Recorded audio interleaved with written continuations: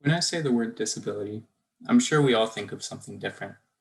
It could be a friend or a family member. It could be a caricature of what we imagine it means to have a disability. It could even be something we struggle with ourselves.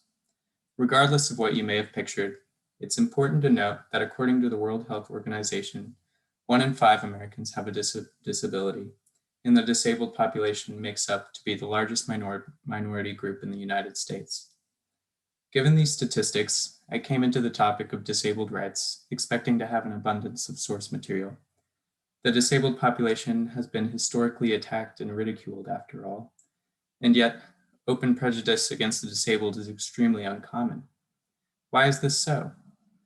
While everyone would like to believe that they are tolerant and accepting, I argue that many of us play a role in the stigmatization of disability, whether we care to admit it or not. Implicit bias will most often go unnoticed, but the sooner we as individuals can acknowledge these biases, the sooner the disabled community will have a more equal footing within society. Before anything else, I want to address what I mean when I say implicit bias. In short, it is the pre-reflective attribution of particular qualities by an individual to a member of some social outgroup, in this case, the outgroup being persons with disabilities. What makes this concept so pervasive is the fact that these are unconscious beliefs. Implicit biases are triggered in about 1/10 of a second, and they influence our attitudes and preferences even when these views don't align with our core conscious values. This is where I wish to challenge those listening, myself included, to reflect on which labels we have unconsciously attributed to the disabled community and how these views have shaped our overall perception of the group. In my survey, I asked whether you believe your personal biases have shaped whether you view the disabled community in a positive or negative way. As you can see on this chart, 7 out of the 8 responses said positive. While I would love to believe that we are simply exceptionally equitable as a class, most social data on the matter will not back up these results.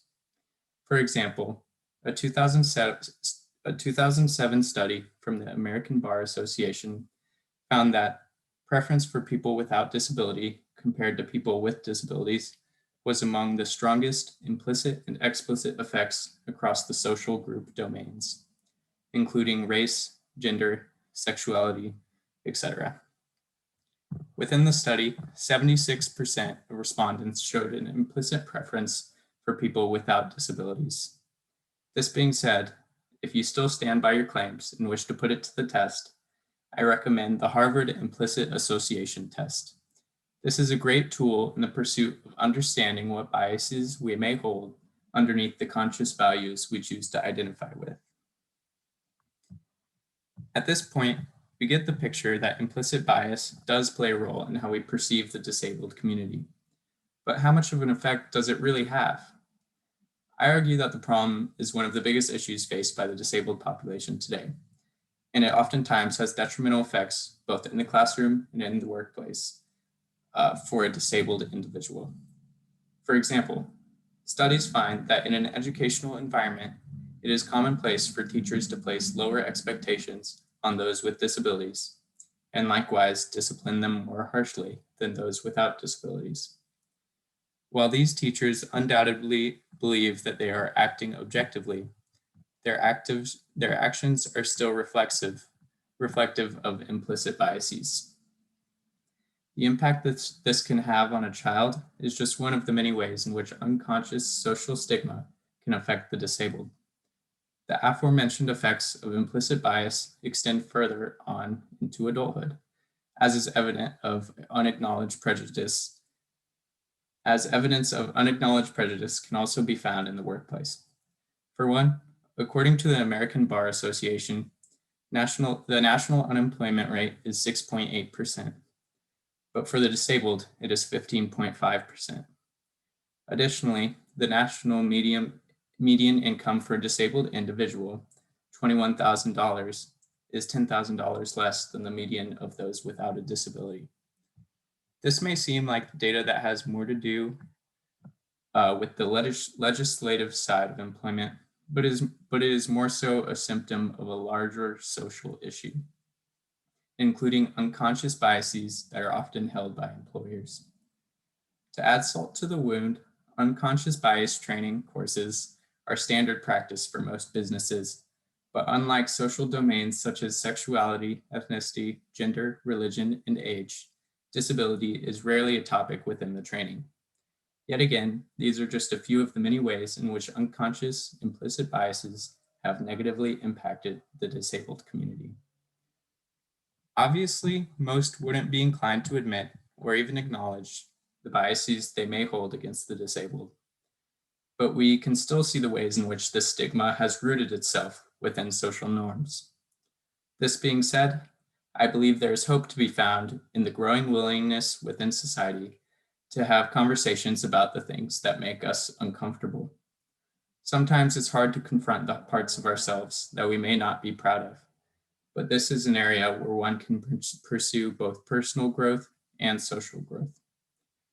The disabled community has the same right to dignity and an equal place within society as anyone else does, and I believe it's time we all work to make this an idea a reality. Thank you. And now I'm going to move on to a few questions that were asked of me. First, I had a question from Micah. He asked, does someone with a physical disability face harder times within society, or does someone with a physical disability face harder times with society more than someone with a mental disability? And to this, I say, that's a great question. And with honesty, I lack the perspective it would take to give you a satisfying answer. That being said, I would say it's a mixed bag between the two. With a physical disability, accessibility to various physical locations becomes more of an issue, as well as the social burden that can come with not being able to participate in common physical activities. When it comes to mental disabilities, it is more likely that social situations, and thus your place within the community, can be more isolating. I would say there is no definitive answer, and that severity of the disability is probably more of a factor as well. Thanks again. The second question is from Isaiah. He asked, do you think the provisions towards the disabled people only make room for more of a bias?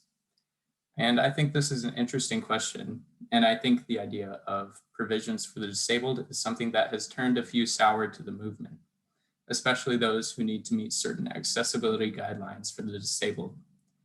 I would say, though, that provisions for the disabled do not make room for more bias if implemented correctly. The goal is for members of the disabled community to have an equal stance and an equal voice within society. And if provisions are what it takes to achieve this, then at least the base will be laid where they won't have to be seen as inferior or unproductive. And the third and final question comes from ZJ. He asks, how, as an individual, should I address my implicit bias towards the disabled community? And this is yet another really good question. I'd say while the vast majority of us do have implicit biases, it is important to note that the role they play is malleable and their effects can be mitigated. A few of the best methods in confronting these biases are laid out best by the American Bar Association. A few examples include intergroup contact. This is just meeting and engaging with members of the disabled community. This personal contact can greatly reduce the influence of implicit biases. Second is counter stereotypes. This method basically has to do with confronting stereotypes you may have formed unconsciously and countering them with positive traits that counter the stereotype. And the last one I'll mention is perspective taking. This method has to do with trying to understand the steps a disabled individual has to take to function within society. This is great for developing empathy and once again reduces the influence of implicit biases. And that's it for the questions. Thanks so much for listening and have a great night.